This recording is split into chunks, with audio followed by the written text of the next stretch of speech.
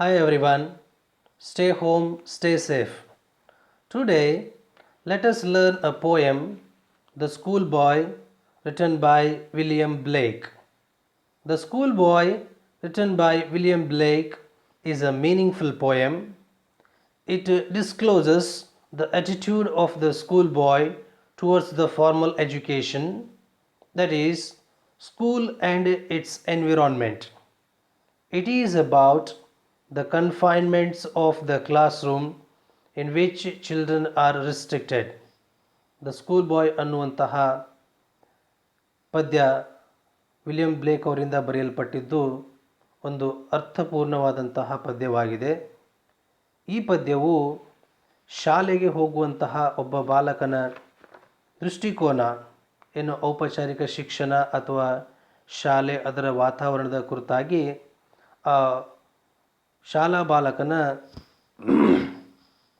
ದೃಷ್ಟಿಕೋನವನ್ನು, ಅವನ ಆ್ಯಟಿಟ್ಯೂಡನ್ನು ಈ ಪದ್ಯ ನಮ್ಮ ಮುಂದೆ ವ್ಯಕ್ತಗೊಳಿಸುತ್ತೆ. ಇದು ಶಾಲೆಯ ಒಂದು ಕ್ಲಾಸ್ ರೂಮ್ನಲ್ಲಿ ವಿದ್ಯಾರ್ಥಿ ಏನು ರಿಸ್ಟ್ರಿಕ್ಷನ್ಗೆ ಒಳಗಾಗಿರ್ತಾನೋ, ಸೊ ಅದರ ಕುರಿತಾಗಿ ಈ ಪದ್ಯ ಏನು ಮಾಡ್ತಾ ಹೋಗುತ್ತೆ, ನಮಗೆ ಮಾಹಿತಿಯನ್ನು ನೀಡ್ತಾ ಹೋಗುತ್ತೆ. The poem is written by William Blake, a pre-romantic poet, a seminal figure in the history of poetry and the visual arts of Romantic age. Before going to study and discuss the poem, let us know about the poet William Blake. ಈ ಪದ್ಯವು English ಸಾಹಿತ್ಯದಲ್ಲಿ romantic age ಅಂತ ಬರುತ್ತೆ, romantic period ಅಂತ ಬರುತ್ತೆ. ಅದೊಂದು ಕಾಲಘಟ್ಟ ಸಾಹಿತ್ಯದಲ್ಲಿ. ಆ ಕಾಲಘಟ್ಟದ ಮುಖ್ಯ ಕವಿಗಳಲ್ಲಿ ಒಬ್ಬರಾದಂಥವರು ವಿಲಿಯಂ ಬ್ಲೇಕ್ ಆಗಿದ್ದಾರೆ. ಈ ರೊಮ್ಯಾಂಟಿಕ್ ಪೀರಿಯಡ್ ಪ್ರಾರಂಭವಾಗುವ ಮುಂಚೆ ಅದರ ಅಡಿಗಲ್ಲನ್ನು ಹಾಕಿದವರಲ್ಲಿ ವಿಲಿಯಂ ಬ್ಲೇಕ್ ಕೂಡ ಒಬ್ಬರಾಗಿದ್ದಾರೆ. ಅವರ ಬಗ್ಗೆ ನಾವು ಮೊದಲು ತಿಳ್ಕೊಳ್ಳೋಣ. The school bye, it is written by William Blake. Now it is time to know about the great poet William Blake.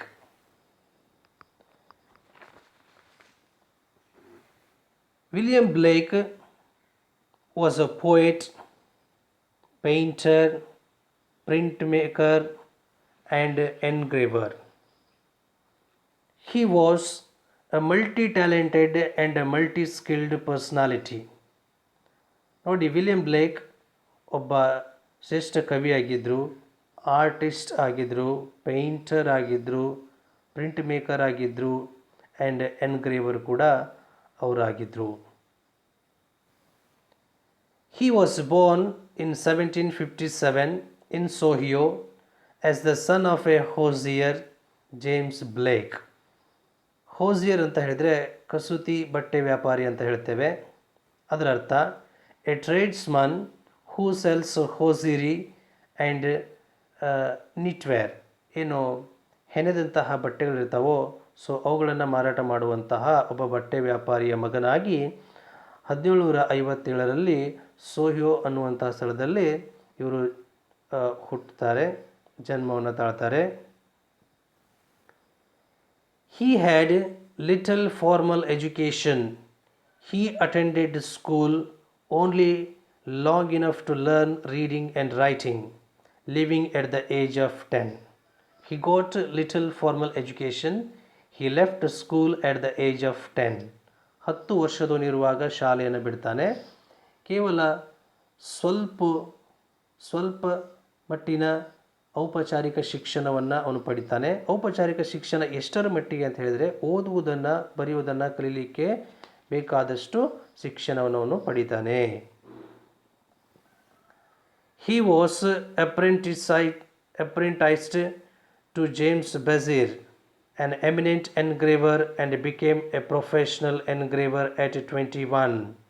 ಅವನು ಒಬ್ಬ ಫೇಮಸ್ ಎನ್ಗ್ರೇವರ್ ಆದಂತಹ ಜೇಮ್ಸ್ ಬೆಜೇರ್ ಅನ್ನುವಂತಹ ವ್ಯಕ್ತಿಯ ಕಡೆ ಹೋಗಿ ತನ್ನ ಶಿಷ್ಯವೃತ್ತಿಯನ್ನು ಪ್ರಾರಂಭ ಮಾಡ್ತಾನೆ ಒಬ್ಬ ಎನ್ಗ್ರೇವರ್ ಆಗಿ. ಕೆಲವು ವರ್ಷಗಳ ನಂತರ ಅವನನ್ನು ಬಿಟ್ಟು ತಾನೇ ಒಬ್ಬ ಪ್ರೊಫೆಷ್ನಲ್ ಎನ್ಗ್ರೇವರ್ ಆಗಿ ಅವನು ಮುಂದುವರಿತಾನೆ 21ನೆಯ ವಯಸ್ಸಿನಲ್ಲಿ. He was sent to the Royal Academy of Arts in London. One more thing, during his time he was a popular artist than a poet. ಅವನ ಸಮಯದಲ್ಲಿ ಅವನೊಬ್ಬ ಕವಿಗಿಂತಲೂ ಒಬ್ಬ ಆರ್ಟಿಸ್ಟ್ ಆಗಿ ತುಂಬಾ ಜನಪ್ರಿಯನಾಗಿದ್ದಂಥವನು ವಿಲಿಯಂ ಬ್ಲೇಕ್ ಆಗಿದ್ದ. Poetical sketches, Songs of Innocence, Marriage of Heaven and Hell, The Book of Hell, Jerusalem, Songs of Experience are notable works of William Blake. So these are the great books, works of art written by William Blake. And whenever we come across the name of William Blake, we certainly remember his two great collection of poems, Songs of Innocence and Songs of Experience. Certainly. The Schoolboy, the poem that we are going to study, The Schoolboy, is a lyric from the Songs of Experience.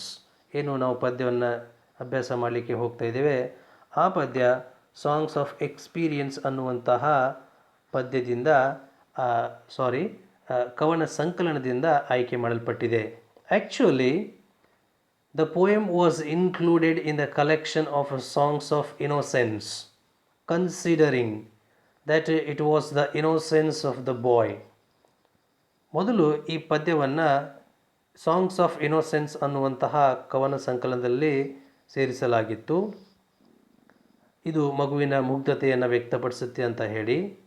But later, ಆದರೆ ನಂತರ, it was published in the collection of poems songs of experience as it is the experience of the ಬಾಯ್. ಅದು ಮಗುವಿನ ಮುಗ್ಧತೆಗಿಂತ ಒಂದು ಶಾಲೆಗೆ ಹೋಗುವಂತಹ ಮಗುವಿನ ಬಾಲಕನ ಅನುಭವ ಆಗಿದೆ ಅಂತ ಹೇಳಿ ಅದನ್ನು ಏನು ಮಾಡ್ತಾರೆ, ಸಾಂಗ್ಸ್ ಆಫ್ ಎಕ್ಸ್ಪೀರಿಯನ್ಸಲ್ಲಿ ಅದನ್ನು ಪಬ್ಲಿಷ್ ಮಾಡ್ತಾರೆ. Let us know the importance of education through some statements and definitions about education. ಈ ಶಿಕ್ಷಣದ ಪಾತ್ರ, ಅದರ ಮಹತ್ವವನ್ನು ಕೆಲವು ಹೇಳಿಕೆಗಳು ಮತ್ತು ವ್ಯಾಖ್ಯೆಗಳ ಮೂಲಕ ತಿಳಿದುಕೊಳ್ಳೋಣ. Education a glance. Educating the mind without educating the heart is no education at all. ಮನಸ್ಸಿಗೆ ಶಿಕ್ಷಣವನ್ನು ಕೊಡುವುದು, ಹೃದಯಕ್ಕೆ ಶಿಕ್ಷಣವನ್ನು ಕೊಡದೇ ಇರುವುದು ಶಿಕ್ಷಣವೇ ಅಲ್ಲ ಅಂತ ಅರಿಸ್ಟಾಟಲ್ ಹೇಳ್ತಾರೆ. A child without education is like a bird without wings. ಶಿಕ್ಷಣವಿಲ್ಲದ ಒಂದು ಮಗು ರೆಕ್ಕೆಗಳಿಲ್ಲದ ಒಂದು ಪಕ್ಷಿ ಇದ್ದಂತೆ. ಒಂದು ಪಕ್ಷಿಗೆ ರೆಕ್ಕೆನೇ ಅದರ ಜೀವ ಆಗಿರುತ್ತೆ, ಅದರ ಬದುಕು ಆಗಿರುತ್ತೆ. ಹಾಗೆ ಒಂದು ಮಗು ಏನು ಮಾಡಬೇಕು, ಅವಶ್ಯವಾಗಿ ಶಿಕ್ಷಣವನ್ನು ಪಡಿಬೇಕು ಅನ್ನೋದು Tibetan proverb. Education is the manifestation of the perfection already in man. ಮನುಷ್ಯನಲ್ಲಿ ಈಗಾಗಲೇ ಇರುವಂತಹ ಪರಿಪೂರ್ಣತೆಯ ಪ್ರಕಟಗೊಳ್ಳುವುದೇ ಶಿಕ್ಷಣ ಅಂತ ಸ್ವಾಮಿ ವಿವೇಕಾನಂದರು ಹೇಳ್ತಾರೆ. Education is an all-round drawing out of the best in child and man, body, mind and spirit. ಮಗು ಅಥವಾ ಮನುಷ್ಯನ ದೇಹ, ಮನಸ್ಸು ಮತ್ತು ಚೈತನ್ಯ ಶಕ್ತಿಯಿಂದ ಅವನ ಸರ್ವತೋಮುಖ ಅಭಿವೃದ್ಧಿಯನ್ನು, ಶಕ್ತಿಯನ್ನು ಹೊರಗೆಳೆಯುವಂಥದ್ದೇ ಶಿಕ್ಷಣ ಅಂತ Mahatma Gandhi, the father of our nation, ಹೇಳ್ತಾರೆ. Education is the most powerful weapon to change the world. ಶಿಕ್ಷಣಕ್ಕೆ ಎಂತಹ ಶಕ್ತಿ ಇದೆ ಅಂತ ಹೇಳಿದರೆ, ನೆಲ್ಸನ್ ಮಂಡೇಲಾ ಅವರ ಪ್ರಕಾರ the most powerful weapon to change the world, ಈ ಜಗತ್ತನ್ನೇ ಬದಲಿಸುವಂತಹ ಒಂದು ಅತ್ಯಂತ ಬಲಶಾಲಿಯಾದಂತಹ ಒಂದು ಶಸ್ತ್ರ ಅಂತ ಅವರು ನೆಲ್ಸನ್ ಮಂಡೇಲಾ ಹೇಳ್ತಾರೆ. I have never let my schooling interfere with my education. It's a different opinion or statement made by Mark Twain. Mark Twain is an American writer. ಅವರು ಹೇಳ್ತಾರೆ, I have never let my schooling interfere with my education. ನನ್ನ ಶಾಲೆ ಅನ್ನೋದು ನನ್ನ ಶಿಕ್ಷಣದಲ್ಲಿ ಎಂದೂ ಕೂಡ ಮಧ್ಯೆ ಬರೋದಕ್ಕೆ ನಾನು ಬಿಡಲೇ ಇಲ್ಲ ಅಂತ ಅವನು ಹೇಳ್ತಾನೆ. ಇದರ ಅರ್ಥ, it is also essential to know the difference between formal education and informal education. The education that we get through formal institutions like college, school, university is formal education. ಒಂದು ಔಪಚಾರಿಕ ಸಂಸ್ಥೆಗೆ ಹೋಗಿಬಿಟ್ಟು ನಾವು ಪಡೆಯುವಂತಹ ಶಿಕ್ಷಣ ಔಪಚಾರಿಕ ಶಿಕ್ಷಣ ಆಗಿರುತ್ತೆ.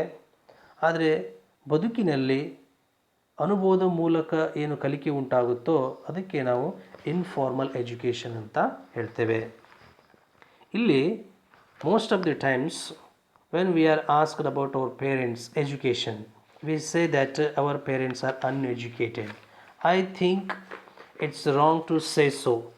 ನಿಮ್ಮ ಪಾಲಕರು ಏನು ಓದಿದ್ದಾರೆ ಅಂತ ಕೇಳಿದರೆ ನಮ್ಮ ಪಾಲಕರು ಅನ್ಎಜುಕೇಟೆಡ್ ಅಂತ ಹೇಳ್ತೇವೆ. ಆ್ಯಕ್ಚುಲಿ ಅನ್ಎಜುಕೇಟೆಡ್ ಅಂತ ಹೇಳಬಾರ್ದು, ಬದಲಾಗಿ ಅವರ್ ಪೇರೆಂಟ್ಸ್ ಆರ್ ಇಲ್ಲಿಟ್ರೇಟ್ ಅಂತ ಹೇಳಬೇಕು. ಯಾಕೆಂತ ಹೇಳಿದ್ರೆ education is nothing but, or it includes both experience of life and the knowledge that we get through formal institutions. ಶಿಕ್ಷಣ ಅನ್ನೋದು ಕೇವಲ ಸಂಸ್ಥೆಗಳಿಗೆ ಹೋಗಿ ಪಡೆಯುವಂತಹ ಅಕ್ಷರ ಜ್ಞಾನ ಆಗಿರುವುದಿಲ್ಲ, ತಿಳುವಳಿಕೆ ಆಗಿರುವುದಿಲ್ಲ, ಅದರ ಜೊತೆಗೆ ಬದುಕಿನ ಅನುಭವವೂ ಕೂಡ ಆಗಿರುತ್ತೆ.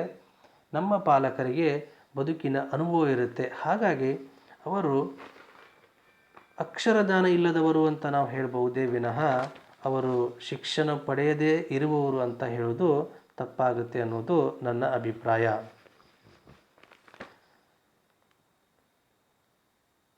Now let us go.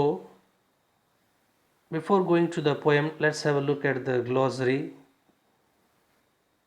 There is a word in the poem huntsman, means hunter, ಬೇಟೆಗಾರ. ವೈನ್ಸ್ his horn ಅನ್ನುವಂತಹ ಒಂದು ಪ್ರೇಸ್ ಬರುತ್ತೆ, ಅಂದರೆ ಬ್ಲೋಸ್ ಹಿಸ್ ಹಾರ್ನ್ ಅಂತ. ಅವನು ತನ್ನ ಕಹಳೆಯನ್ನು, ಶಂಖವನ್ನು, ತುತ್ತೂರಿಯನ್ನು ಅವನು ಊದ್ತಾನೆ ಅಂತ. ಎ ಕ್ರೂಯಲ್ ಐ ಔಟ್ವರ್ನ್ ಅಂತ ಹೇಳಿದರೆ ಅಥಾರಿಟೇರಿಯನ್ ವೇಸ್ ಆಫ್ ಟೀಚಿಂಗ್, ಶಿಸ್ತುಬದ್ಧ ಇದ್ದಂತಹ ಒಂದು ಪಾಠ ಪ್ರವಚನದ ರೀತಿ. Dismay, feeling of fear and discouragement, ಅಧೈರ್ಯ ಮತ್ತು ಅಂಜಿಕೆ, ಭಯ, ಗಾಬರಿಯ ಭಾವನೆ. Anxious hour, restlessness of the boy, ಹುಡುಗನ ಒಂದು ವಿಶ್ರಾಂತಿ ಇಲ್ಲದೆ ಇರುವಂತಹದ್ದು. Learning bower, metaphor for school, ಶಾಲೆಗೆ ಕೊಟ್ಟಂತಹ ಒಂದು ಹೋಲಿಕೆ ಆಗಿದೆ. ಡ್ರೇರಿ ಶವರ್, ಡ್ರೇರಿ ಶವರ್ ಅಂತ ಹೇಳಿದರೆ here it emphasises tiresome aspects of the school, ಶಾಲೆಯ ಬೇಸರ ತರುವಂತಹ, ಸುಸ್ತನ್ನು ಮಾಡುವಂತಹ ಶಾಲೆಯ ಸಂಗತಿಗಳು, ಮಗ್ಗಲುಗಳನ್ನು ಇಲ್ಲಿ ನಾವು ಈ ರೀತಿಯಾಗಿ ಅರ್ಥ ಮಾಡ್ಕೊಳ್ಬೇಕಾಗತ್ತೆ. Blasts of winter, strong gusts of winter or snowstorms ಅಂತ ಇದೆ. ಚಳಿಗಾಲದಲ್ಲಿ ಬೀಳುವಂತಹ ಹಿಮ ಅಥವಾ ಕೊರೆಯುವ ಚಳಿ ಇರುವಂತಹ ಅಥವಾ ಬೀಸುವಂತಹ ಬಲಿಷ್ಠವಾದ ಗಾಳಿ ಆಗಿರುತ್ತೆ, ಚಳಿಗಾಲದ ಗಾಳಿ ಆಗಿರುತ್ತೆ. Let us start the poem The Schoolboy. The Schoolboy poem is a poem of 30 lines having 6 stanzas of 5 lines with a rhyme scheme AB ABB. The Schoolboy ಅನ್ನೋದು 30 ಸಾಲಿನ ಪದ್ಯ ಆಗಿದೆ. 6 ಸ್ಟಾಂಜಾಗಳಿರುವಂಥದ್ದು. ಪ್ರತಿಯೊಂದು ಸ್ಟಾಂಜಾದಲ್ಲೂ ಕೂಡ ಏನಾಗಿದೆ, 5 ಸಾಲುಗಳಿದ್ದಾವೆ. ಅಲ್ಲಿ ಇರುವಂಥ ರೈಮ್ ಸ್ಕೀಮ್ ABABB ಆಗಿದೆ. It falls into genre called pastoral. ಇದು ಪದ್ಯದ ಪ್ರಕಾರಗಳಲ್ಲಿ ಇರುವಂತಹ ಪ್ಯಾಸ್ಟ್ರಲ್ ಅನ್ನುವಂತಹ ಒಂದು ಪ್ರಕಾರಕ್ಕೆ ಸೇರಿದ್ದಾಗಿದೆ. ಫಾರ್ ಯಾಕಂದರೆ most of the incidents mentioned in the poem take place in the rural setting. ಪದ್ಯದಲ್ಲಿ ಹೇಳುವಂತಹ ಅನೇಕ ಸಂಗತಿಗಳು ಈ ಹಳ್ಳಿಯ ವಾತಾವರಣದಲ್ಲಿ ಹೇಳಲ್ಪಟ್ಟಿರುವಂತಹ ಸಂಗತಿಗಳಾಗಿದ್ದಾವೆ. As we know, there are 6 stanzas. The first 3 stanzas reveal the likes and dislikes of the schoolboy. ಮೊದಲಿನ 3 ಸ್ಟಾಂಜಗಳಲ್ಲಿ ಹುಡುಗನ ಇಷ್ಟಗಳು, ಹುಡುಗನ ಕಷ್ಟಗಳು, ಅವನ ಲೈಕ್ಸು ಮತ್ತು ಡಿಸ್ಲೈಕ್ಸ್ ಎರಡನ್ನೂ ಕೂಡ ನಾವು ಕಾಣ್ತೇವೆ. While the last 3 stanzas pose or put forth 7 questions to the parents and the society. ಇನ್ನುಳಿದ 3 ಸ್ಟಾಂಜಗಳಲ್ಲಿ ಬಾಲಕ ಸಮಾಜಕ್ಕೆ, ತನ್ನ ಪಾಲಕರಿಗೆ, ಪ್ರತಿಯೊಬ್ಬರಿಗೂ ಕೂಡ ಏನು ಮಾಡ್ತಾನೆ, ಅನೇಕ ಪ್ರಶ್ನೆಗಳನ್ನು ಮುಂದಿಡ್ತಾ ಹೋಗ್ತಾನೆ ಅನ್ನೋದನ್ನು ನಾವು ಗಮನಿಸ್ಬೋದು. The school boy is written by William ಬ್ಲೇಕ್. Let us start with the first stanza.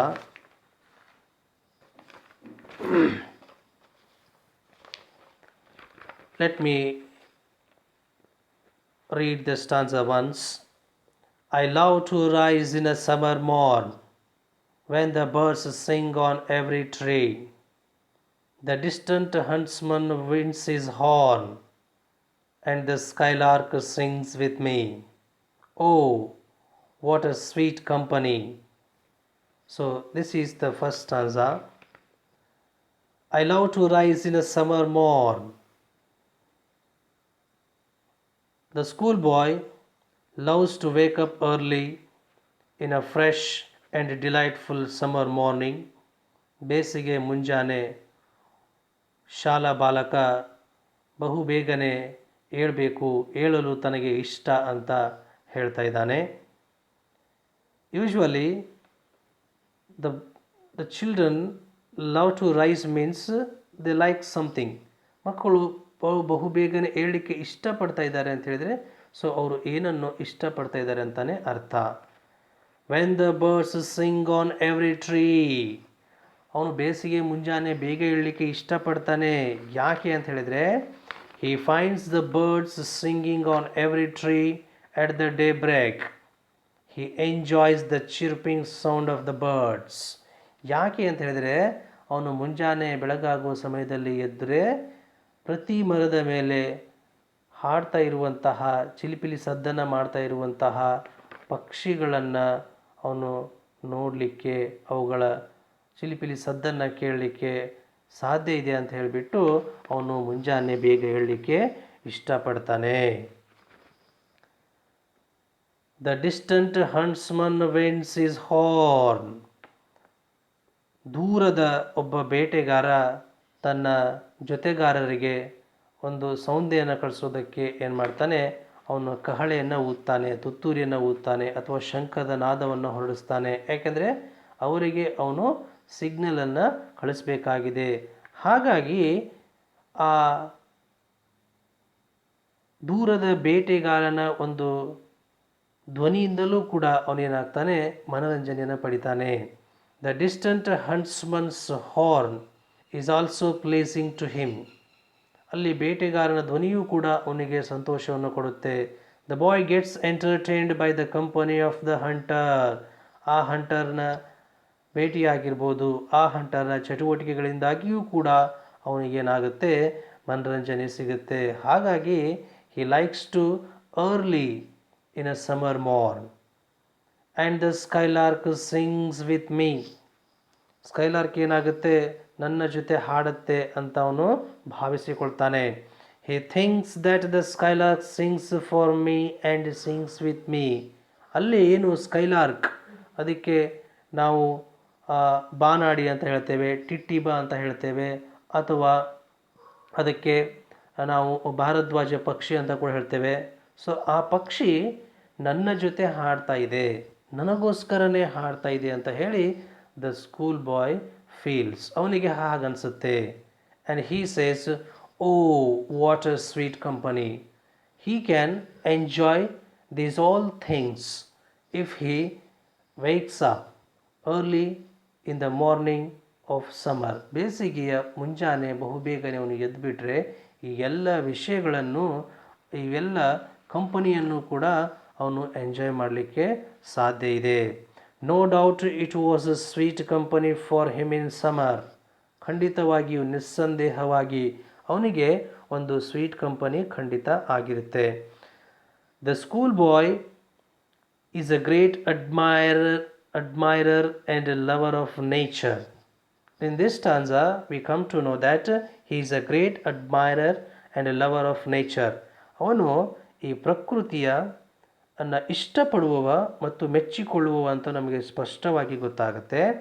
He finds himself connected, tuned with music of nature, chirping of birds, the distant huntsman's horn, and a sweet lullabies of skylark.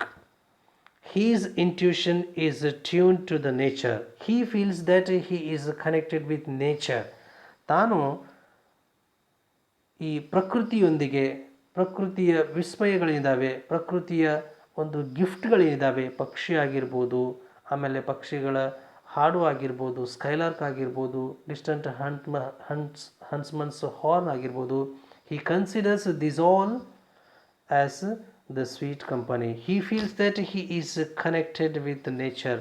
ತಾನು ಪ್ರಕೃತಿಯ ಸಂಪರ್ಕದಲ್ಲಿದ್ದೇನೆ ಅಂತ ಹುಡುಗ ಭಾವಿಸಿಕೊಳ್ತಾನೆ. Even we can see the images of the chirping birds and the distant huntsman winding his horn. ಅಲ್ಲಿ ಆ ದೂರದ ಬೇಟೆಗಾರ ಕಹಳೆಯನ್ನು ಊದ್ತಾ ಇರೋದನ್ನು ನಾವು ಈ ಚಿತ್ರದಲ್ಲಿ ಕಾಣ್ತಾ ಇದ್ದೇವೆ. Then let's go to the next stanza. But to go to school in a summer morn, oh, it drives all joy away. Under a cruel eye outworn, the little ones spend the day in sighing and dismay. So this is how the second stanza is. But to go to school in a summer morn, the very word but itself says that here something is quite opposite to the first stanza. But ಅನ್ನುವಂತಹ ಪದನ ಹೇಳುತ್ತೆ. So ಮೊದಲನೇ ಸ್ಟಾಂಜಾದಕ್ಕೆ ಹೇಳಿದಂತಹ ತದ್ವಿರುದ್ಧವಾದಂತಹ ವಿಷಯಗಳು ಈ ಸ್ಟಾಂಜಾದಲ್ಲಿದೆ ಅಂತ. To go to school in a summer morn, oh it drives all joy away. The very thought of going to school drives his all joy away. Is a matter of utmost disappointment in summer morning for the schoolboy. He actually wishes to enjoy the mirth of summer, the pleasures of summer. ಬೇಸಿಗೆಯ ದಿನ ಆ ಹುಡುಗ ಆ ಬೇಸಿಗೆಯ ಒಂದು ಆಹ್ಲಾದಕರವಾದಂತಹ, ಸಂತೋಷಕರವಾದಂತಹ ವಿಷಯಗಳನ್ನು, ಸಂಗತಿಗಳನ್ನು ತಾನು ಎಂಜಾಯ್ ಮಾಡಬೇಕು ಅಂತ ಹೇಳಿ ಬಯಸ್ತಾನೆ. ಅವನಿಗೆ ಆ ಬೇಸಿಗೆ ದಿನ ಶಾಲೆಗೆ ಹೋಗಬೇಕು ಅನ್ನುವಂಥ ವಿಷಯ ಇದೆಯಲ್ವಾ, ಆ ವಿಷಯನೇ ಅತಿ ಹೆಚ್ಚು ನೋವನ್ನು, ಬೇಸರವನ್ನು ಉಂಟು ಮಾಡುವಂತಹ ಸಂಗತಿಯಾಗಿದೆ. He is forced, he is pulled down to go to school. He can't tolerate this. ಅವನಿಗೆ ಒತ್ತಾಯಪೂರ್ವಕವಾಗಿ ನಾವು ಶಾಲೆಗೆ ಶಾಲಾ ಬಾಲಕನನ್ನು ಕಳಿಸಲಾಗತ್ತೆ. ಹಾಗಾಗಿ ಅವನು ಹೇಳ್ತಾನೆ, ನಾನು ಶಾಲೆಗೆ ಹೋದರೆ ಆ ಡಿಸ್ಟಂಟ್ ಹಂಟ್ಸ್ಮನ್ಸ್ ಹಾರ್ನನ್ನು, ಸಿಂಗಿಂಗ್ ಸ್ಕೈಲಾರ್ಕನ್ನು, ಸಿಂಗಿಂಗ್ ಬರ್ಡ್ಸನ್ನು ತಾನು ಮಿಸ್ ಮಾಡ್ಕೊಳ್ತೇನೆ. ಆ ಶಾಲೆಗೆ ಹೋಗುವಂತಹ ವಿಚಾರ ಇದೆಯಲ್ವ, ಅದು ಆ ಎಲ್ಲ ಸಂತೋಷಗಳನ್ನು ನನ್ನಿಂದ ಕಿತ್ಕೊಂಡು ಬಿಡುತ್ತೆ, ಆ ಎಲ್ಲ ಸಂತೋಷಗಳು ನನ್ನಿಂದ ಮಾಯವಾಗಿ ಬಿಡ್ತವೆ ಅನ್ನುವಂಥದ್ದು ಹುಡುಗನ ಒಂದು ಭಯ ಆಗಿದೆ. Instead of a sweet company and nature, he is forced to go to school and he has to spend his time in the school environment. ಅವನು ತನ್ನ ಶಾಲೆಯಲ್ಲಿ ಮತ್ತು ಶಾಲೆಯ ವಾತಾವರಣದಲ್ಲಿ ತನ್ನ ಇಡೀ ದಿನವನ್ನು ಅವನು ಕಳಿಬೇಕಾಗಿ ಬರುತ್ತೆ. Under a cruel eye outworn. Here cruel eye refers to the eyes of the teacher. Outworn means outdated. ಈ ಕ್ರೂರ ಕಣ್ಣುಗಳು ಅನ್ನೋದು ಶಿಕ್ಷಕರ ಕಣ್ಣುಗಳ ಕುರಿತಾಗಿ ಹೇಳುತ್ತೆ. Outdated literally, outworn literally means outdated. So here the boy is disheartened and dispirited. ಅವನಿಗೆ ಅಧೈರ್ಯ ಆಗುತ್ತೆ, ಅವನು ತನ್ನ ಸಹಜ ಸಂತೋಷದ ಸ್ಥಿತಿಯನ್ನು ಕಳ್ಕೊಂಡು ಬಿಡ್ತಾನೆ. The child has to attend the school and spend the day in boredom and dismay. It means fear and anxiety. ನೋಡಿ, ಅಂಡರ್ ಎ ಕ್ರೂಯಲ್ ಐ ಔಟ್ವರ್ನ್, ಇಡೀ ದಿನ ಮಗು ಆ ಶಿಕ್ಷಕರ ಒಂದು ಶಿಸ್ತಿನ ಒಂದು ಮೇಲ್ವಿಚಾರಣೆ ಇರುತ್ತಲ್ವ, ಅದರ ಕೆಳಗಡೆ ಇಡೀ ದಿನವನ್ನು ಆ ಚಿಕ್ಕ ಬಾಲಕ ಕಳಿಬೇಕಾಗಿ ಬರುತ್ತೆ. Sometimes the school boy feels that the teacher as a dictator because his ideas, his imagination is taken away from the school boy. School ಬಾಯಿಂದ ಅವನ ವಿಚಾರಗಳನ್ನು, ಅವನ ಕಲ್ಪನೆಯನ್ನು, ಕಲ್ಪನಾ ಶಕ್ತಿಯನ್ನು ಅವನಿಂದ ಕಿತ್ತುಕೊಳ್ಳಲಾಗುತ್ತೆ. ಹಾಗಾಗಿ ಅವನಿಗೆ because he does not have any freedom of movement or expression, ತನಗನ್ಸಿದ್ದನ್ನು ಹೇಳೋದಕ್ಕೆ, ತನಗೆ ಬೇಕಾದ ಹಾಗೆ ಇರೋದಕ್ಕೆ ಅವನಿಗೆ ಕ್ಲಾಸ್ ರೂಮಲ್ಲಿ, ಸ್ಕೂಲ್ ಎನ್ವಿರಾನ್ಮೆಂಟಲ್ಲಿ ಅವಕಾಶ ಇಲ್ಲ. ಹಾಗಾಗಿ he feels that he considers the eyes of the teacher as a cruel eye. ಅವರ ಕಣ್ಣುಗಳನ್ನು ಅವರ ಅಥಾರಿಟೇರಿಯನ್ ವೇಸ್ ಆಫ್ ಟೀಚಿಂಗ್ ಅಂತ ಹೇಳ್ತಾರೆ. ಅಂದರೆ ಶಿಸ್ತುಬದ್ಧ ಪಾಠ ಪ್ರವಚನದ ನಿಯಮಗಳೇನಿದ್ದಾವೆ, ಒಂದು ವಾತಾವರಣ ಏನಿದೆ, ಅದು ಹುಡುಗನಿಗೆ ತುಂಬ ಕಿರಿಕಿರಿಯನ್ನು ಉಂಟು ಮಾಡುತ್ತೆ. The little ones spend the day in sighing and dismay. ಹುಡುಗ ಇಡೀ ದಿನ ಅಥವಾ ದಿನವನ್ನು ಕೇವಲ ನಿಟ್ಟುಸಿರು ಬಿಡ್ತಾ ಭಯದಲ್ಲಿ, ಗಾಬರಿಯಲ್ಲಿ, ಅಂಜಿಕೆಯಲ್ಲಿನೇ ಅವನು ಶಾಲೆಯಲ್ಲಿ ಕಳಿಬೇಕಾಗಿ ಬರುತ್ತೆ. First of all, he does not have interest in the school and the studies because he wants to enjoy the beauty of nature. He wants to spend his time in the labs of nature. ಪ್ರಕೃತಿಯ ಮಡಿಲಲ್ಲಿ ಅವನು ತನ್ನ ಸಮಯವನ್ನು ಕಳೀಲಿಕ್ಕೆ ಇಷ್ಟಪಡ್ತಾನೆ. ಪ್ರಕೃತಿಯ ಸೌಂದರ್ಯವನ್ನು ಸವಿಲಿಕ್ಕೆ ಆತ ಇಷ್ಟಪಡ್ತಾನೆ. ಅಂಥ ಸಂದರ್ಭದಲ್ಲಿ ಅವನನ್ನು ಒತ್ತಾಯಪೂರ್ವಕವಾಗಿ ತಂದು ಶಾಲೆಯಲ್ಲಿ ಕೂಡಿಸಲಾಗಿದೆ. Here the poet gives the sad plight of the school boy who longs for the freedom of outdoors rather than sitting in school. ಅವನು ಶಾಲೆಯಲ್ಲಿ ಕುಳಿತುಕೊಳ್ಳುವುದಕ್ಕಿಂತ ಶಾಲೆಯ ಆಚೆಗೆ ಇರುವಂತಹ, ಹೊರಗಿರುವಂತಹ ಸ್ವಾತಂತ್ರ್ಯವನ್ನು ಹುಡುಗ ಬಯಸ್ತಾನೆ. ಶಾಲೆಯ ಒಬ್ಬ ಬಾಲಕನ ಒಂದು ದುಃಖಕರ ಸ್ಥಿತಿಯನ್ನು ಇಲ್ಲಿ ಕವಿ ಏನು ಮಾಡ್ತಾ ಇದ್ದಾನೆ, ನಮ್ಮ ಮುಂದೆ ಹೇಳ್ತಾ ಇದ್ದಾನೆ. Saying and dismay clearly reveal his helplessness. ಇಲ್ಲಿ ಅವನು ನಿಟ್ಟುಸಿರು ಬಿಡ್ತಾ ಇರೋದು, ಗಾಬರಿಯಾಗಿ ಕೂತ್ಕೊಂಡಿರೋದು, ಭಯದಲ್ಲೇ ಕೂತ್ಕೊಂಡಿರೋದು, ಅಂಜಿಕೆಯಲ್ಲಿಯೇ ಕೂತ್ಕೊಂಡಿರೋದು, ಅದು ಅವನ ಅಸಹಾಯಕತೆಯನ್ನು ವ್ಯಕ್ತಪಡಿಸುತ್ತೆ. ಭಯ ಯಾಕೆ ಅಂತ ಹೇಳಿದರೆ, ತನಗೆ ಆಸಕ್ತಿ ಇಲ್ಲ, ತನ್ನನ್ನೇ ಶಿಕ್ಷಕರು ಏನಾದರೂ ಕೇಳಿ ಬಿಡಬಹುದೇನೋ, ಶಿಕ್ಷಕರು ಏನಾದರೂ ಹೇಳಿ ಬಿಡಬಹುದೇನೋ, ತನ್ನನ್ನೇ ಶಿಕ್ಷೆಗೆ ಗುರಿ ಮಾಡಬಹುದೇನೋ ಅನ್ನುವಂತಹ ಭಯ ಶಾಲಾ ಬಾಲಕನಲ್ಲಿ ಖಂಡಿತ ಇರಬಹುದು. We can have a look at the scene of the classroom in the last picture image.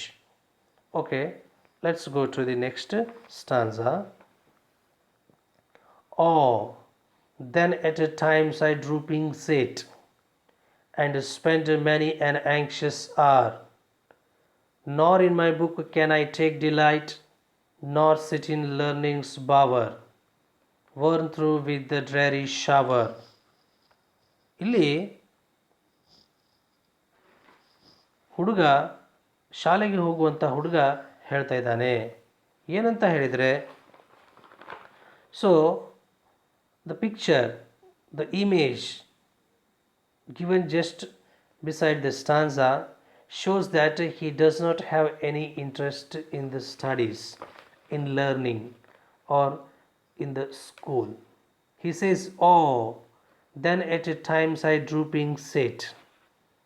In this stanza, the schoolboy expresses his weariness. ತನ್ನ ಬೇಸರವನ್ನು ಅವನು ವ್ಯಕ್ತಪಡಿಸ್ತಾನೆ. He sits drooping in the sea of tediousness. ಬೇಸರದ ಸಾಗರದಲ್ಲೇ ಅವನು ಮುಳುಗಿ ಹೋಗ್ಬಿಟ್ಟಿದ್ದಾನೆ. ಅಂದರೆ ಅವನಿಗೆ ಶಾಲೆ ಮತ್ತು ಶಾಲೆಯ ವಾತಾವರಣ ಅಂದ್ರೇ ಇಷ್ಟ ಇಲ್ಲ. ಅವನಿಗೆ ಇಷ್ಟ ಇದೆಯೋ ಇಲ್ವೋ ಗೊತ್ತಿಲ್ಲ.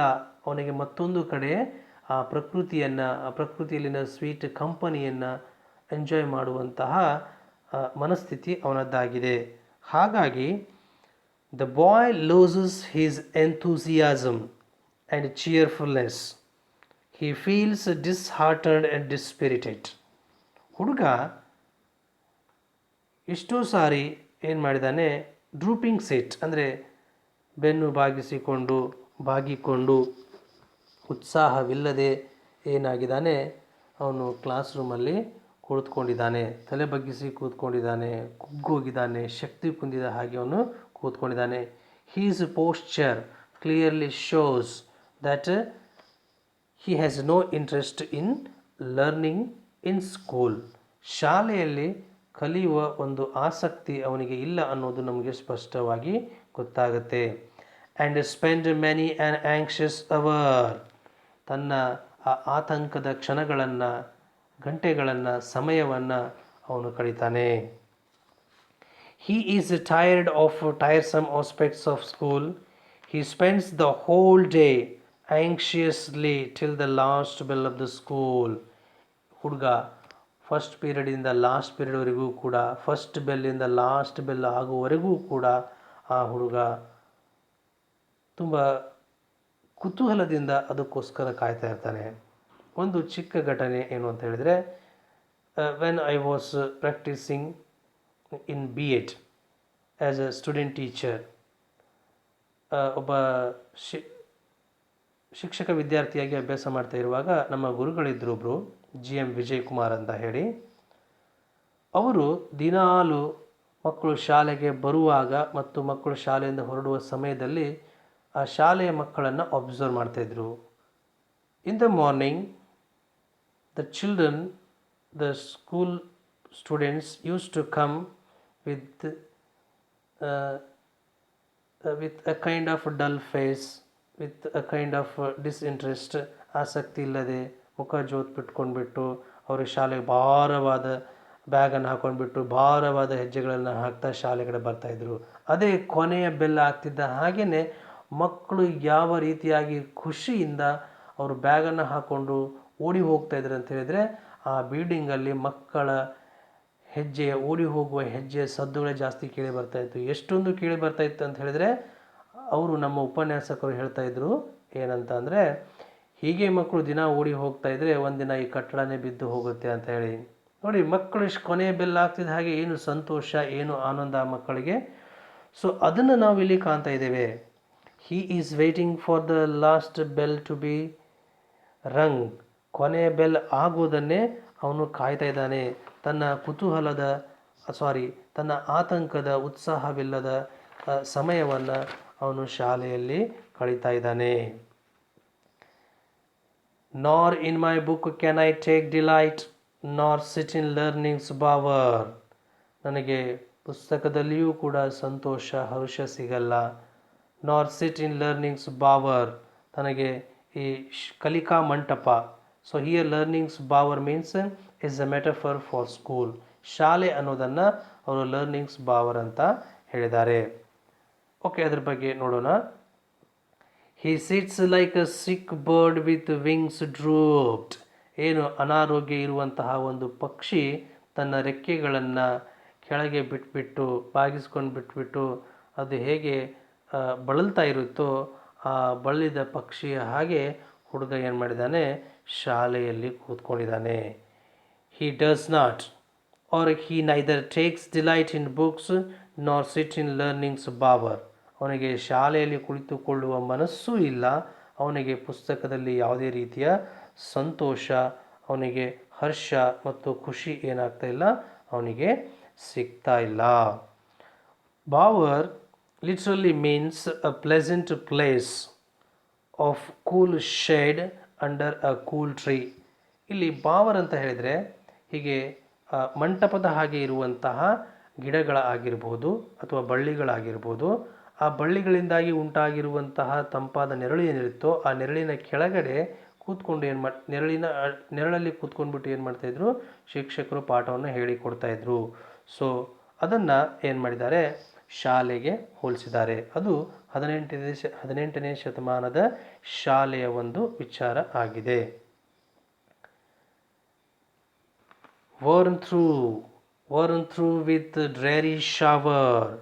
ಅವನು ಹೇಳ್ತಾನೆ, I am fed up with continuous or incessant lectures or teachings in the four walls of classroom.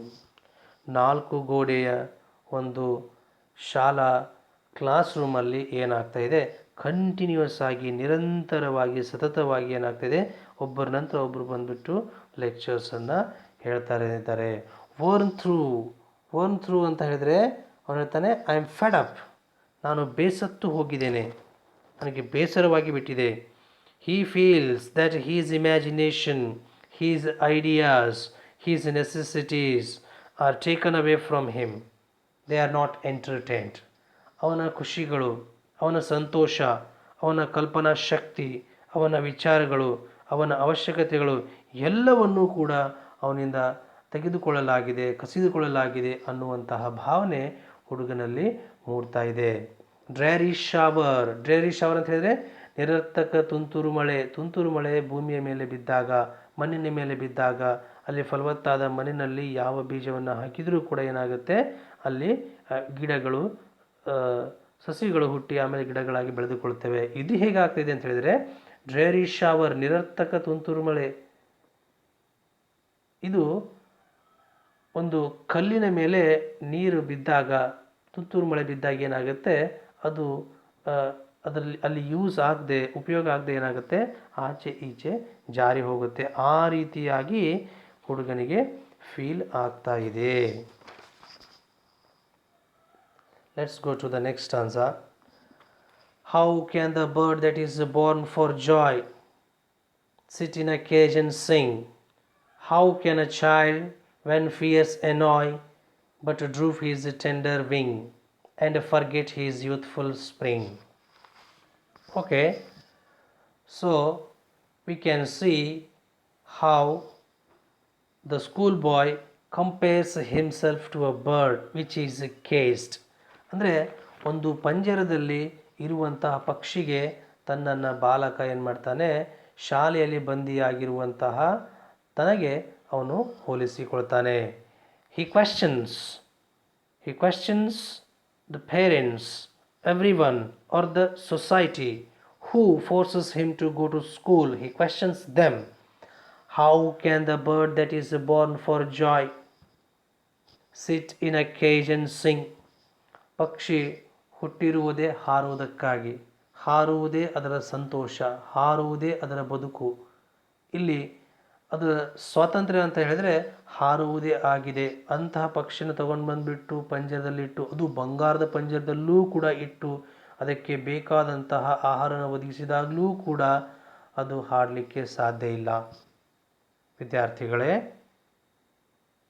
ನಿಮಗೆ ಸಕಲ ಸೌಲಭ್ಯಗಳನ್ನು ಕೊಟ್ಟು, ನಿಮಗೆ ಮೊಬೈಲ್ ಬೇಕಾ, ಕಾರ್ ಬೇಕಾ, ಬೈಸಿಕಲ್ ಬೇಕಾ, ಏನು ಬೇಕಾ ತಗೊಳ್ಳಿ, ಆದರೆ ಮನೆಯಲ್ಲೇ ಇರಿ ಅಂತ ಹೇಳಿದರೆ ನಿಮಗೆ ಆ ವಸ್ತುಗಳಿಗಿಂತ ಹೊರಗಡೆ ಹೋಗುವಂತಹ ಸ್ವಾತಂತ್ರ್ಯನೇ ಮುಖ್ಯ ಆಗುತ್ತೆ. ಅದೇ ರೀತಿಯಾಗಿ the bird, it is born for joy, and how can you make it sing, how can you want it sing having caged? ಅದನ್ನು ಬಂಧನದಲ್ಲಿಟ್ಬಿಟ್ಟು, ಪಂಜರದಲ್ಲಿಟ್ಬಿಟ್ಟು ಅದು ಹಾಡಬೇಕು ಅಂತೇಳಿ ನೀವು ಹೇಗೆ ತಾನೇ ಬಯಸ್ತೀರಿ? ಒಬ್ಬ ರಾಜ ಬೇಟೆಗೆ ಹೋದಾಗ ಕಾಡಿನಲ್ಲಿ ಒಂದು ಸುಂದರವಾಗಿ ಮಧುರವಾಗಿ ಹಾಡುವಂತಹ ಒಂದು ಪಕ್ಷಿಯನ್ನು ಅವನು ಕಾಣ್ತಾನೆ. ಆ ಪಕ್ಷಿಯನ್ನು ತಗೊಂಡು ಬಂದುಬಿಟ್ಟು ತನ್ನ ಅರಮನೆಯಲ್ಲಿ ಅದಕ್ಕೋಸ್ಕರ ಒಂದು ಬಂಗಾರದ ಪಂಜರವನ್ನು ಅವನು ಮಾಡಿಸ್ಬಿಟ್ಟು ಅದಕ್ಕೆ ಬೇಕಾದಂತಹ ಆಹಾರವನ್ನು ಅವನು ಅದಕ್ಕೆ ಒದಗಿಸ್ತಾನೆ.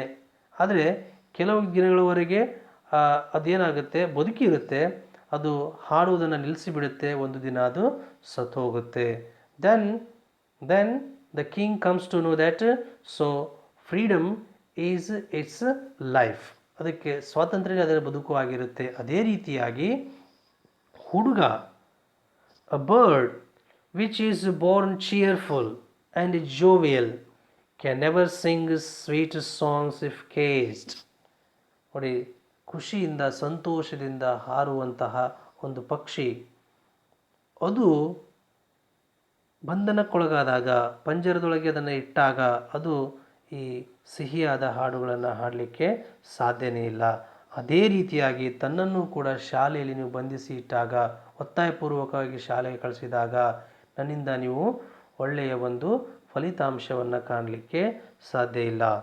Similarly the school bye remained remaining under the umbrella of annoying fear, boredom, tension, and skepticism of his teacher can never enjoy the natural instincts of joy and playfulness.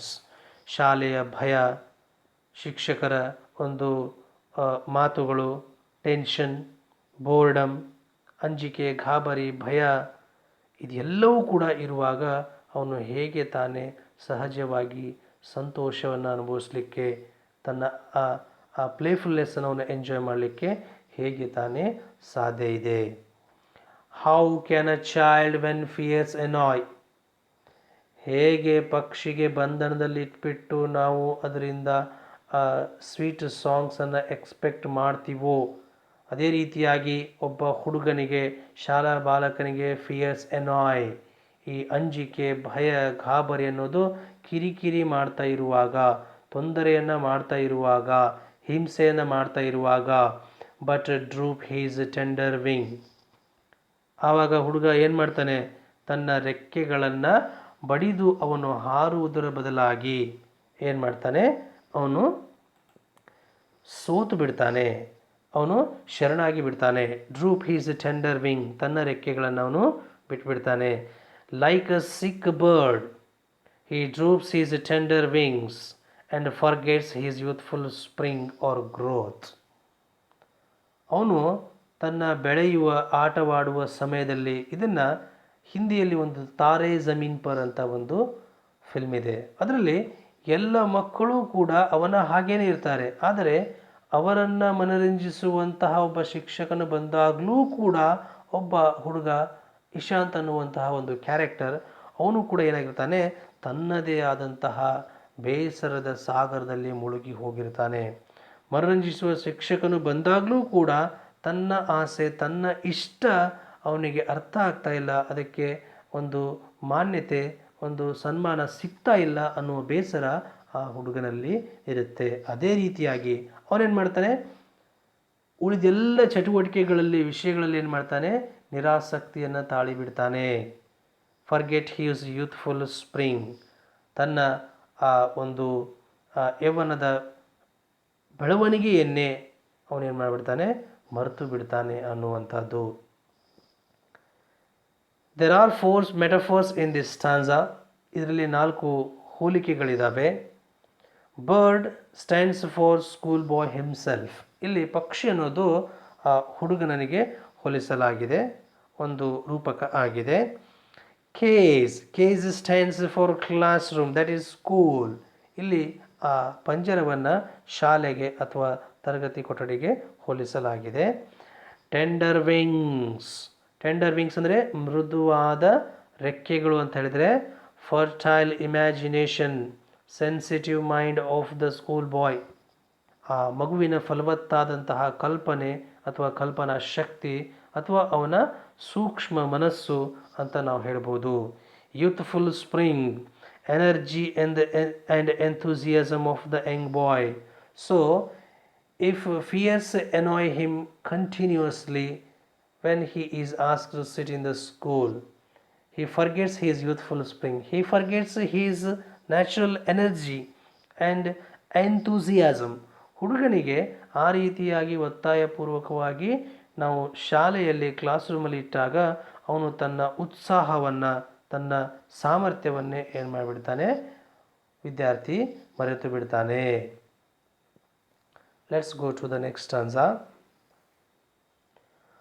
O father and mother, if birds are nipped and blossoms blown away, and if the tender plants are stripped of their joy in the springing day by sorrow and care's dismay. he poses, he questions the highest authority for him, his parents. O father and mother, the schoolboy addresses and questions his father and mother, in particular everyone in general. ನಿರ್ದಿಷ್ಟವಾಗಿ ತನ್ನ ತಂದೆ ಮತ್ತು ತಾಯಿಗೆ ಮತ್ತು ಸಾಮಾನ್ಯವಾಗಿ ಪ್ರತಿಯೊಬ್ಬರಿಗೂ ಅವನು ಪ್ರಶ್ನೆಯನ್ನು ಮಾಡ್ತಾ ಇದ್ದಾನೆ. ಇಫ್ ಬರ್ಡ್ಸ್ ಆರ್ ನೇಪ್ಡ್ ಅಂದರೆ ಮೊಗ್ಗುಗಳನ್ನು ಚಿವುಟಿ ಹಾಕಿದರೆ, ಮೊಗ್ಗುಗಳನ್ನು ತೆಗೆದು ಹಾಕಿದರೆ, ಬಲವಾಗಿ ಹಿಸುಕಿದರೆ, he compares himself, he compares his condition to the birds which are nipped.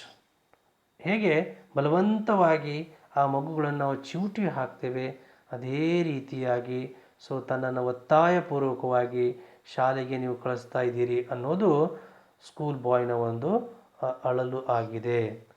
And blossoms blown away. Blossoms blown away ಅಂತ ಹೇಳಿದ್ರೆ ಹೂಗಳನ್ನು, ಎಲ್ಲ ಹೂಗಳನ್ನು ಒಂದು ಸಾರಿ ಉದುರಿಸಿ ಬಿಟ್ಟರೆ. ಮೊಗ್ಗುಗಳನ್ನು ಚಿವುಟಿದರೆ, ಹೂಗಳನ್ನು ಉದುರಿಸಿದರೆ, if birds are nipped and blossoms blown away and if the tender plants are stripped, ಆ ಮೃದುವಾದಂತಹ ಎಳೆಯ ಸಸಿಗಳನ್ನು, ಗಿಡಗಳನ್ನು ನಾವು ಕತ್ತರಿಸಿದರೆ, ತೆಗೆದು ಹಾಕಿದರೆ. If a budding child is picked and swept off in the early stages of life, ಅಂದರೆ ಹುಡುಗನ ಅಥವಾ ಒಂದು ಮಗುವಿನ ಬದುಕಿನ ಮೊದಲಿನ ಹಂತಗಳಲ್ಲಿನೇ ಅವನಿಗೆ ಹಿಂಸೆಯನ್ನು ಕೊಟ್ಟರೆ, ಅವನನ್ನು ಶಕ್ತಿ ಕುಂದುವ ಹಾಗೆ ನಾವು ಮಾಡಿದರೆ ಹೇಗೆ ತಾನೇ ನಾವು ಒಳ್ಳೆಯ ರಿಸಲ್ಟನ್ನು, ಒಳ್ಳೆಯ ಬೆಳವಣಿಗೆಯನ್ನು ನಿರೀಕ್ಷೆ ಮಾಡಲಿಕ್ಕೆ ಸಾಧ್ಯ ಇದೆ. O father and mother, if birds are nipped and blossoms blown away and if the tender plants are stripped of their joy in the springing day. ನೋಡಿ, ಮೊಗ್ಗು ಹೂವಾಗಿ, ಆ ಒಂದು ಸಸಿ, ಒಂದು ಬೀಜ ಸಸಿಯಾಗಿ, ಸಸಿ ಗಿಡವಾಗಿ, ಗಿಡ ಮರವಾಗಿ ಬೆಳೆಯುವಂತಹ ಹಂತಗಳಲ್ಲಿ ಅವುಗಳ ಸಂತೋಷನೇ ಅವುಗಳ ಬೆಳವಣಿಗೆ ಆಗಿರುತ್ತೆ. ಅಂತಹ ಬೆಳವಣಿಗೆಯ ದಿನಗಳಲ್ಲಿ ನಾವು ಅವುಗಳನ್ನು ಚಿವುಟಿ ಹಾಕಿದರೆ, ಅವುಗಳನ್ನು ಉದುರಿಸಿದರೆ, ಅವುಗಳನ್ನು ತೆಗೆದು ಹಾಕಿದರೆ, ಯಾವುದರ ಮೂಲಕ? By sorrow and care's dismay, ಅವುಗಳಿಗೆ ದುಃಖವನ್ನು ಕೊಡುವುದರ ಮೂಲಕ, ಅವುಗಳಿಗೆ ಕಾನ್ಸ್ಟಂಟ್ ಟೂ ಮಚ್ ಕೇರನ್ನು ತೋರಿಸೋದ್ರ ಮೂಲಕ ಅಥವಾ ಲೆಸ್ ಕೇರನ್ನು ತೋರಿಸೋದ್ರ ಮೂಲಕ ನಾವೇನು ಮಾಡ್ತೇವೆ? We make them suffer, we make them disheartened, we make them dispirited. ಅವರನ್ನು ಎದೆಗುಂದುವ ಹಾಗೆ, ಅವರ ಮನಸ್ಸಿಗೆ ನೋವಿಸುವಂಥ ಕೆಲಸವನ್ನು ನಾವು ಪಾಲಕರು ಮಾಡ್ತಾ ಇದ್ದೇವೆ ಅನ್ನೋದನ್ನು ಮಗು ಪಾಲಕರಿಗೆ ಅಡ್ರೆಸ್ ಮಾಡೋದ್ರ ಮೂಲಕ ಹೇಳ್ತಾ ಇದ್ದಾನೆ. He feels that without a happy childhood the world becomes a sorrowful place for the child. ಅವನಿಗೆ ತನ್ನ ಬಾಲ್ಯದ ದಿನಗಳು ಸಂತೋಷದಿಂದ ಕೂಡದೇ ಇದ್ದರೆ ಜಗತ್ತು ಒಂದು ದುಃಖದಿಂದ ತುಂಬಿದಂತಹ ಜಾಗ ಅಂತ ಹೇಳಿಬಿಟ್ಟು ಮಗುವಿಗೆ ಫೀಲ್ ಆಗಲಿಕ್ಕೆ ಸಾಧ್ಯ ಆಗುತ್ತೆ. By sorrow and care's dismay here means, ಆ ಮಗುವಿಗೆ ಭಯ, ಅವನ ಗಾಬರಿ. ಏನಂತ ಹೇಳಿದ್ರೆ, ಸಮ್ಟೈಮ್ಸ್ ಪಾಲಕರ ಅತಿಯಾದ ಕಾಳಜಿ, ಪಾಲಕರ ಕಾಳಜಿನೇ ಇಲ್ಲದೆ ಇರುವಂತಹದ್ದು, ಎರಡೂ ಕೂಡ ಏನಾಗುತ್ತೆ, ಮಗುವಿನ ಒಂದು ಬೆಳವಣಿಗೆಗೆ ಅದು ಸಮಸ್ಯೆಯಾಗುತ್ತೆ ಅನ್ನೋದನ್ನು ನಾವಿಲ್ಲಿ ಅರ್ಥ ಮಾಡಿಕೊಳ್ಬೇಕು. The last stanza, the final and concluding stanza. How shall the summer arise in joy? How shall the summer arise in joy, or the summer fruits appear? Or how shall we gather what griefs destroy, or bless the mellowing year when the blasts of winter appear? How shall the summer arise in joy? So here summer is compared with youth of a child. ಒಂದು ಮಗುವಿನ ಈ ಯೌವನದ ಒಂದು ಹಂತ ಇದೆಯಲ್ವಾ ಆ ಹಂತಕ್ಕೆ ಹೋಲಿಸಲಾಗಿದೆ. Here spring is compared with childhood. Spring stands for childhood and summer stands for youth and winter stands for old age. How shall the summer arise in joy?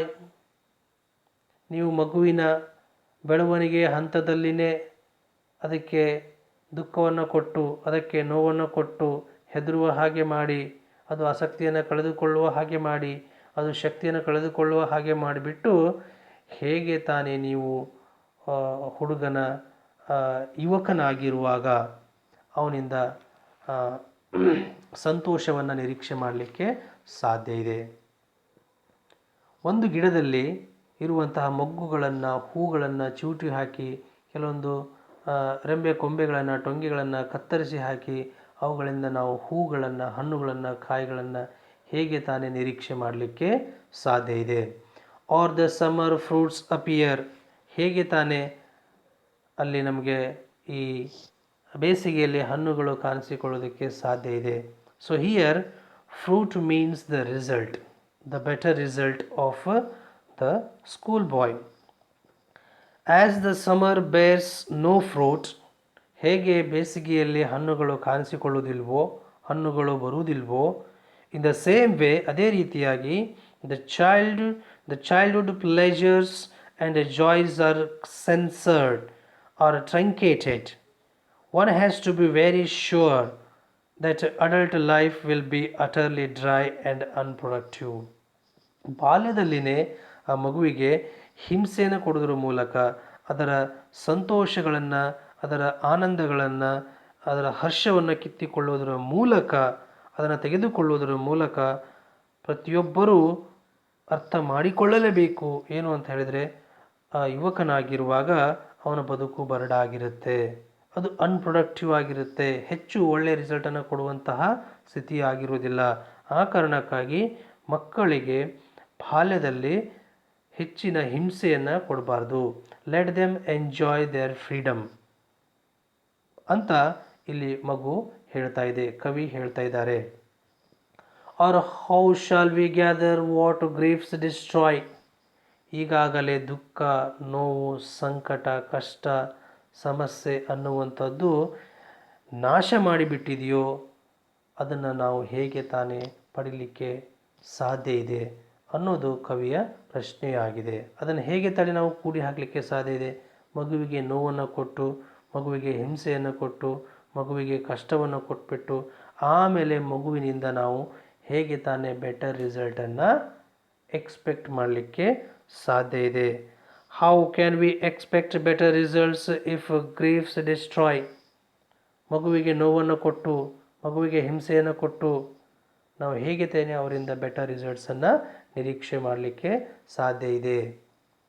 R bless the mellowing year, mellowing year means pleasantly smooth ಅಂದರೆ so ಮಗುವಿನ ಬೆಳವಣಿಗೆಯ ರಸಭರಿತ ಪಕ್ವವಾದಂತಹ ಪ್ರತಿ ವರ್ಷದಿಂದ ವರ್ಷಕ್ಕೆ ಮಗು ಪಕ್ವವಾಗ್ತಾ ಹೋಗುತ್ತೆ. ಹಾಗೆ ಪಕ್ವವಾಗುವಂತಹ ಸಮಯದಲ್ಲಿನೇ ಮಗುವಿಗೆ ನಾವು ಹಿಂಸೆಯನ್ನು ಕೊಡ್ತಾ ಹೋದರೆ ಹೇಗೆ ತಾನೇ ನಾವು ಬೆಟರ್ ರಿಸಲ್ಟ್ಸನ್ನು ಎಕ್ಸ್ಪೆಕ್ಟ್ ಮಾಡಲಿಕ್ಕೆ ಸಾಧ್ಯ ಇದೆ? When the blasts of winter appear, blasts of winter appear means when the as soon as we cross our youth, the old age approaches. It comes naturally.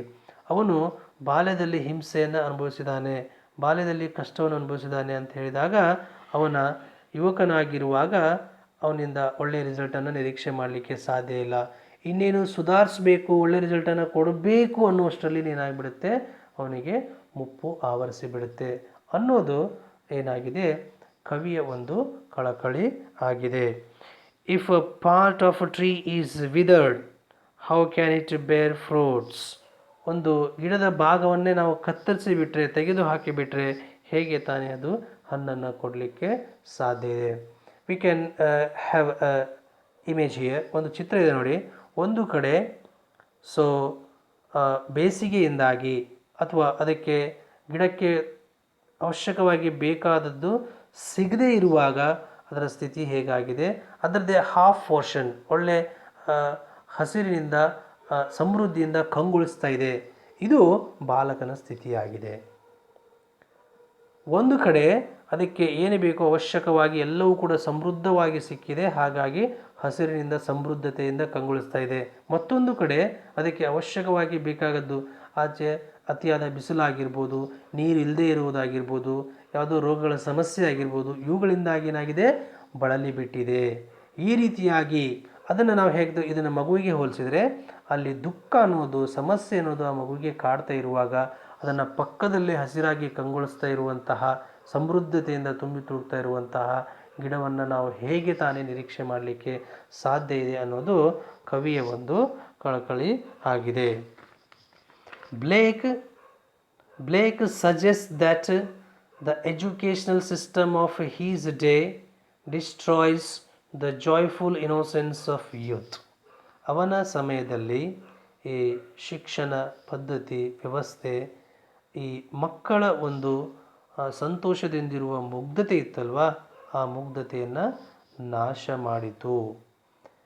Blake himself was largely self-educated and did not endure the drudgery of the classroom as a child. ಇಲ್ಲಿ William Blake is largely self educated ಅವನು ಹೆಚ್ಚು ಸ್ವಯಂ ಶಿಕ್ಷಣವನ್ನೇ ಪಡೆದವನಾಗಿದ್ದ. Did not endure the drudgery ಅಂತ ಹೇಳಿದರೆ of the classroom, ಅಂದರೆ ಕ್ಲಾಸ್ ರೂಮ್ನಲ್ಲಿ ಒಬ್ಬ ಗುಲಾಮನ ಹಾಗೆ ಕ್ಲಾಸ್ ರೂಮ್ನ ಗುಲಾಮಗಿರಿಯನ್ನು ಅವನು ಸಹಿಸಿಕೊಳ್ಳಲಿಲ್ಲ. Again the poet wishes his readers to see the difference between the freedom of imagination offered by close contact with nature and the repression of the soul caused by reason's demands for a so-called education. ಅಂದರೆ ಕವಿ ಓದುಗರ ಗಮನಕ್ಕೆ ತಂದು ಕೊಡ್ತಾ ಇದ್ದಾನೆ. ಏನು ಅಂತ ಹೇಳಿದರೆ, ಒಬ್ಬ ಹುಡುಗ ಪ್ರಕೃತಿಯ ಸಂಪರ್ಕದ ಜೊತೆಗೆ ಇದ್ಕೊಂಡ್ಬಿಟ್ಟು ಹೇಗೆ ಅವನು ತುಂಬ ಚೆನ್ನಾಗಿ ಬೆಳಿತಾನೆ, ಅಥವಾ ಶಿಕ್ಷಣ ಅನ್ನುವಂಥ ವ್ಯವಸ್ಥೆಯಲ್ಲಿ ಅವನು ಹೇಗೆ ಕುಗ್ಗಿ ಹೋಗ್ತಾನೆ ಅನ್ನುವ ವ್ಯತ್ಯಾಸವನ್ನು ಕವಿ ಹೇಳುವಂತಹ ಪ್ರಯತ್ನವನ್ನು ಮಾಡಿದ್ದಾನೆ. ಈ ಪದ್ಯದ ಕನ್ನಡ ಭಾಷಾಂತರವನ್ನು ನೋಡೋಣ. ಬೇಸಿಗೆಯ ಮುಂಜಾನೆ ಏಳಲು ನನಗಿಷ್ಟ. ಪ್ರತಿ ಮರದಲ್ಲಿಯೂ ಹಕ್ಕಿಗಳು ಹಾಡುತ್ತಿರುವಾಗ ದೂರದ ಬೇಟೆಗಾರನ ಕೊಂಬಿನ ಧ್ವನಿ ಕೇಳಿ ಬರುತ್ತದೆ. ಮತ್ತೆ ಬಾನಾಡಿಗಳು ನನ್ನೊಂದಿಗೆ ಹಾಡುತ್ತವೆ. ಇವರೆಲ್ಲ ಎಂತಹ ಮುದ್ದಾದ ಜೊತೆಗಾರರು. ಆದರೆ ಬೇಸಿಗೆಯ ಮುಂಜಾನೆ ಶಾಲೆಗೆ ಹೋಗುವುದೆಂದರೆ ನಮ್ಮೆಲ್ಲ ಸಂತೋಷಗಳು ದೂರವಾಗುವವು. ಶಿಕ್ಷಕರ ಶಿಸ್ತಿನ ಮೇಲ್ವಿಚಾರಣೆಯಲ್ಲಿ ಮಕ್ಕಳು ಇಡೀ ದಿನ ಕಳೆಯುವವು ಭಯ ಮತ್ತು ಅಂಜಿಕೆಯಲ್ಲಿ. ಎಷ್ಟು ಸಾರಿ ಕುಳಿತಿಲ್ಲ ಬೆನ್ನು ಬಾಗಿಕೊಂಡು, ಮತ್ತೆಷ್ಟು ಕಾತರದ ಕ್ಷಣಗಳನ್ನು ಕಳೆದಿಲ್ಲ. ನನಗೆ ನನ್ನ ಪುಸ್ತಕಗಳಿಂದ ಅಥವಾ ಕುಳಿತ ಶಾಲೆಯಾಗಲಿ ಸಂತಸ ತಂದಿಲ್ಲ. ದನಿದಿರುವೆ ಉತ್ಸಾಹವಿಲ್ಲದ ಪಾಠಗಳಿಂದ. Fourth stanza. ಸಂತೋಷದಿಂದ ಹಾರುವುದಕ್ಕಾಗಿಯೇ ಜನಿಸಿದ ಪಕ್ಷಿಯು ಪಂಜರದಲ್ಲಿ ಬಂಧಿತನಾಗಿ ಹೇಗೆ ತಾನೇ ಹಾಡೀತು. ಭಯಧೃತಿಗೆಡಿಸುವಾಗ ಮಗು ಹೇಗೆ ಇರಬಲ್ಲ, ಆದರೆ ಬಾಗಿಸುವನು ತನ್ನೆಳೆಯ ರೆಕ್ಕೆಗಳನ್ನು, ಮರೆತು ಪ್ರಾಯದ ಚಿಲುಮೆಯನ್ನು. ಓ ತಂದೆ ತಾಯಿಗಳೇ, ಮೊಗ್ಗುಗಳನ್ನು ಚೂಟಿದರೆ, ಹೂಗಳನ್ನು ಉದುರಿಸಿದರೆ, ಎಳೆಯ ಗಿಡಗಳನ್ನು ತೆಗೆದು ಹಾಕಿದರೆ, ಅವುಗಳ ಚಿಲುಮೆಯ ಬೆಳೆಯುವ ದಿನದಲ್ಲಿ ಸಂಕಟ ಮತ್ತು ಕಾಳಜಿಯ ನಿರಾಶೆಯಿಂದ. ಬೇಸಿಗೆ ಋತು ಹೇಗೆ ಸಂತಸದಿಂದ ತುಂಬೀತು, ಅಥವಾ ಹಣ್ಣುಗಳು ಹೇಗೆ ತಾನೇ ಮೂಡಿಯಾವು. ದುಃಖ ನಾಶ ಮಾಡಿದವುಗಳನ್ನು ಹೇಗೆ ಸಂಗ್ರಹಿಸೋಣ ನಾವು, ಅಥವಾ ಪಕ್ವ ವರುಷವೆಂದು ಹೇಗೆ ಹರಸೋಣ ಚಳಿಗಾಲದ ಬಿರುಗಾಳಿ ಅಪ್ಪಳಿಸಿದಾಗ. Thank you.